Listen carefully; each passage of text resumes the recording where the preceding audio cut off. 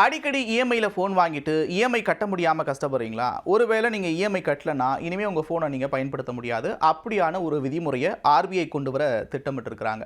ஒட்டுமொத்தமாக இந்தியாவில் 116 கோடி செல்போன்கள் செயல்பாட்டில் இருக்கிறதா தொலைத்தொடர்பு நிறுவனம் சொல்கிறாங்க. இப்படி வாங்கக்கூடிய செல்போன்களில் பெரும்பாலும் இஎம்ஐயில் வாங்கக்கூடிய செல்போன்களுடைய எண்ணிக்கை அதிகம். அதாவது 3ல் 1 பங்கு செல்போன்கள் இஎம்ஐயில் வாங்கப்படுது.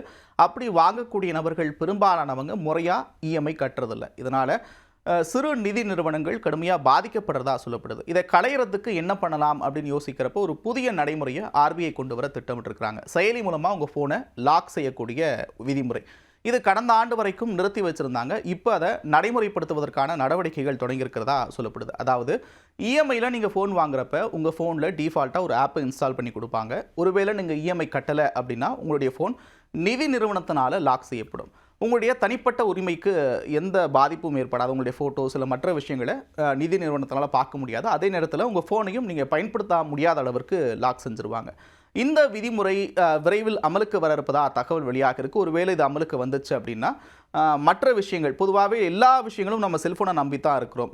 வங்கியினுடைய மற்ற சேவைகள், கல்வி கடன், பல விஷயங்கள் நம்பி இருக்கிறோம். எல்லாமே முடங்குவதற்கான வாய்ப்புகளும் இருக்குது.